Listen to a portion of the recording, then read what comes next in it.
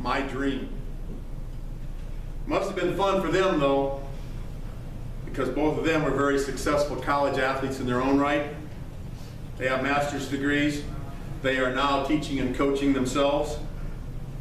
They are happily married, Jamie in Texas, Michael in New York, and they've given us 6 grandchildren. A few great athletes in there that we're going to get to watch and occupy our time in the future.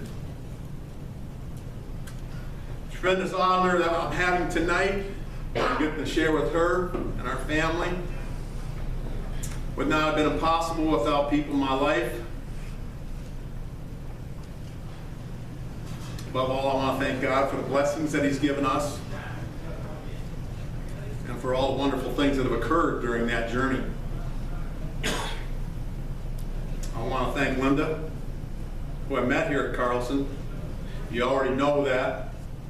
What you don't know is I met her when she was 12. I waited till she was 17 to marry her.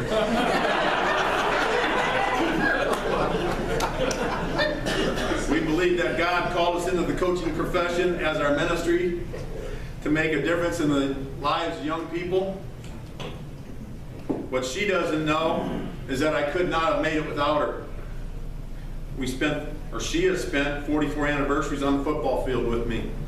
First as a player, then as a coach, and she never complained. She said it's our life together, and that's who we are.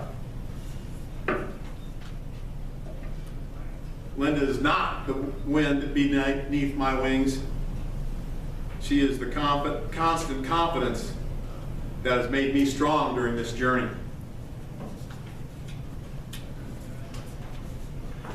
I owe a debt of gratitude to people at Carlson. They've helped me build the foundation that has allowed me to be successful in my career. First, if my parents were here, if they were alive tonight, I would enjoy sharing this night with them. My mom gave me a passion for people, gave me a passion for life. My dad, who was a carpenter, as I said, had a very powerful work ethic, and he expected that of me. And it's that work ethic that I got from him that allowed me to be successful in this profession. Mrs. Helen Shoemake, there's a school named after her. She was my favorite teacher, even though she was a principal. She was my elementary gym teacher. And that was the only class that I was successful at, and she knew it. When she became the principal, she always took time to encourage me for whatever reason, and she was also my neighbor, but she always knew that I needed that encouragement. When I graduated, she made a point to tell me personally, stick with football. Most principals tell you, do good in college. She told me, stick with football. You're going to go far, and it's going to give you an education. She knew me from the time I was a grade schooler, and she knew I needed that constant encouragement all the time she was our principal. Oddly enough, my toughest teachers, Mr. Richard Light and Mr. James Fader, I owe a debt of gratitude. They were my Latin teachers, and they were never easy on me. Believe me, I had to earn my D's. Sometimes I got C's. And they would be shocked to learn that I became a master teacher in Latin in the state of Kentucky. But being demanding, accepting nothing less than perfection in Latin translations, had transfer value that I could not comprehend. I became a demanding coach who taught well and who demanded excellence, just like both my Latin teachers. I never thanked them, so thank you, Mr. Light and Mr. Fader.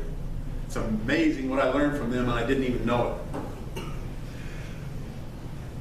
A huge lesson I learned that I use every day when I do practice plans, when I do game plans, when I do travel arrangements for my team of 100, I learned from Mr. Dale Krieger. That was accountability. And I learned it in a strange way. I wanted to take journalism as a junior. I wanted to write for the school newspaper. Back then it was called the Marauder. Is it still called the Marauder? I wanted to write for the school paper, which I did.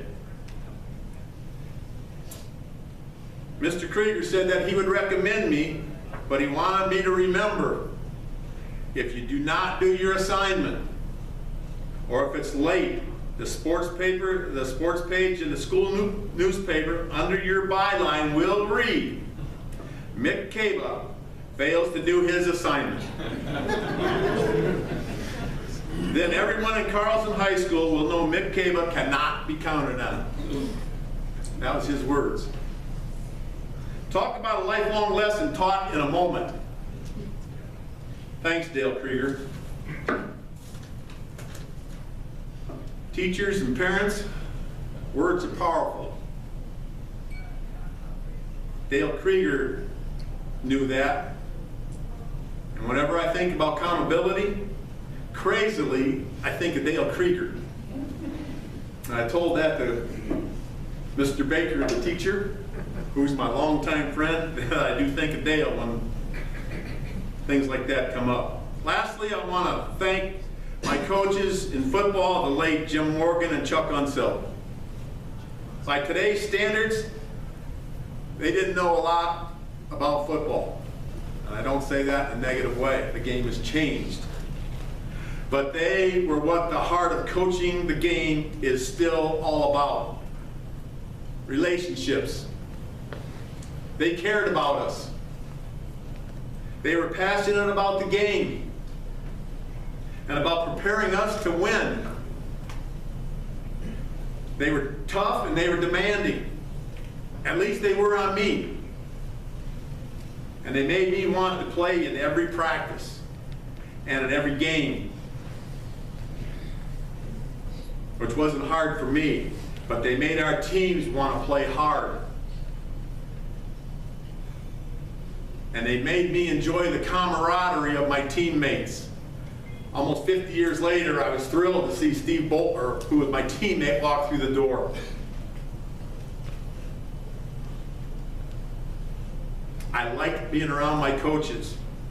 Those were great examples that I carried into my career that I use today from what I learned at Carlson High School. I'm thankful for being at Carlson during the founding years. I now often reflect on my times there and on my friends and our glory days. They get better and better. I am grateful for those years at Carlson. It prepared me for what God's plan was for me. My dream was to come home and be the head football coach at Carlson High School. God had different plans for Linda and I. And I am in awe of what He has done for us. I will forever be grateful for being inducted into the Oscar A. Carlson Hall of Fame tonight. I can assure you that I always have, with a tremendous sense of pride, called Gibraltar, Michigan, my hometown. And I've always been proud to be a Marauder. Thank you.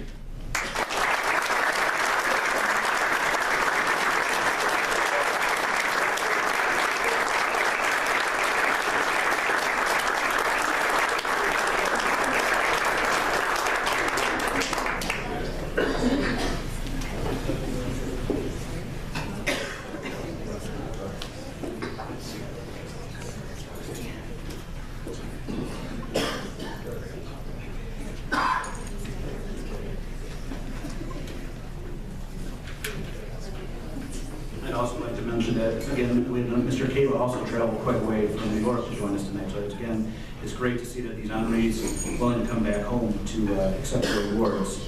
Our next honoree this evening is Mr. George Gay, a 1970 alumnus.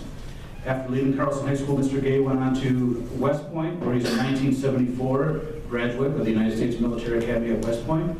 Currently, Mr. Gay is the Chief Executive Officer of First Affirmative Financial Network in Colorado Springs, Colorado. He's been on the board of directors of the Social Investment Forum for more than a dozen years. And also, when I found this out, when I was trying to get a hold of him for his award, he puts on a annual SRI in the Rockies huge conference. And when I said I need to speak with him, they thought I was crazy trying to get a hold of him at this time. So this obviously, he's quite a busy man. Mr. Gay joined us all the way up from Colorado, obviously, for this awards banquet. After serving his active duty for 9 years in the Army, upon his departure, he was awarded the Department of Army Commander's Award for Civilian Service. At this time, I'd like to honor Mr. Gay and invite him up here for his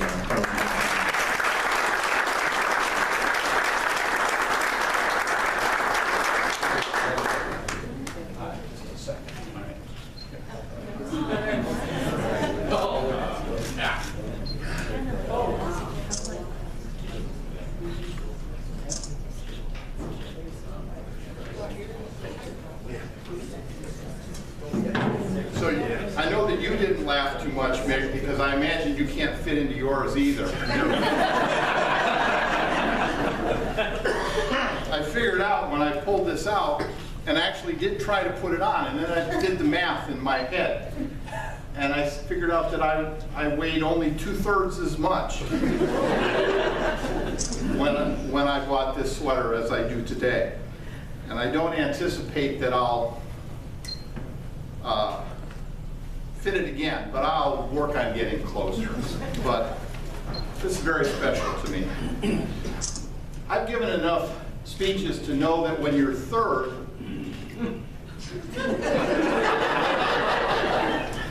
what happens is the people before you say some of the things that you plan to say, and they remind you of some of the things that you didn't think of that you should say. And so I'll try and work around that. But I'm deeply honored to be here tonight. As Mike said, I was at the Broadmoor Hotel when I learned of this honor. It was totally unexpected and incredibly meaningful to me. So I want to thank Mr. Stevenson and Mr. Peyote and the members of the committee for including me. To think of pops into my head one of the songs in The Wizard of Oz, where it says that you're going to be a bust, be a bust, be a bust in the Hall of Fame. So it's incredibly meaningful and moving for me. I looked at the high school's website. And the motto is enriching minds and inspiring excellence. Like Mick, we're a couple of years behind him. Part of the classes that created the traditions. And going to the school, which was the high school at the time, is the junior high school now, but from that period until a few years ago when I was privileged to take a tour of the beautiful high school that we have now, and what do you think of that football field, Mick? And the local community. I'm just absolutely confident that Carlson High School has accomplished the goal of enriching minds and inspiring excellence for thousands and thousands of students. To be recognized as a member of the Carlson High School Hall of Fame is a reflection on my family, the Downriver community, and the Carlson High School class of 1970, plus the years before and the years after with which we overlapped. The coaches and teachers at Carlson, all of whom combined to make possible my selection to attend the United States Military Academy at West Point and my subsequent career. My grandfather, Frank Gay, taught at the Rockwood School for a time, and he served on the Freck School District board of school board. I don't know if he was on the school board when Oscar Carlson began his career here, but I'd like to believe that he was. If you look at dates, it might make sense, but I'd like to think that my grandfather was involved in hiring Mr. Carlson. Of course, my mother and father, Betty and Sam, were actively involved with Carlson almost from the moment the doors opened. They were founding members of the Carlson Athletic Booster Club. My dad brought me to almost every football and basketball game from the class of 1966 on. He and my mom attended almost every football and basketball game that I was involved in, and almost every other event that my brother Rich and my sisters Lisa, Sarah, and Becky participated in. They all, of course, are Carlson graduates as well. We lost our mom in 2009, and I just deeply regret that my dad passed away in August, just a couple of months before this honor was made known. I'm confident that they're aware. Everything about what we did, what we all did together, was something that they were always part of and always proud of, and all my friends. And all my friends over here at the class of 1970 table were both with me the last time I came here to see my dad last summer, and all came to celebrate his life at his memorial, and I deeply appreciate that. Times have changed. Over time, you tend to confuse what you remember with what you think you remember. And usually what you think you remember is those things that you really would like to be true. And so I'm going to tell you things that I remember that if they're not true, I wish they were.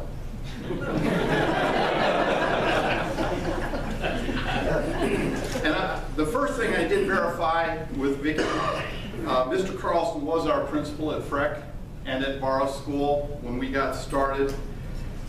And I don't know how common it is today for a group of children to all go together to kindergarten, and for the great majority of them to stay together all the way through to graduation from high school.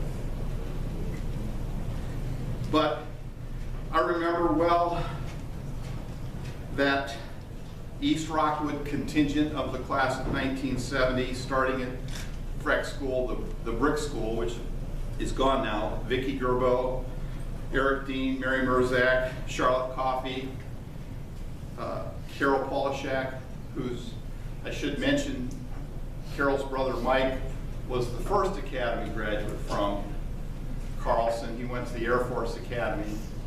At West Point, that's the junior school. But it was a big deal. And certainly Mike was a role model for me when that opportunity came along. Skip McGuiris and the others of us who started together in East Rockwood. As early baby boomers, we put a stress on the school system. You know, downriver was open space, and they started to build houses, and people started having babies, and all of a sudden there wasn't enough schools. To make space at Barrow, we went to Parsons School in Gibraltar for a year.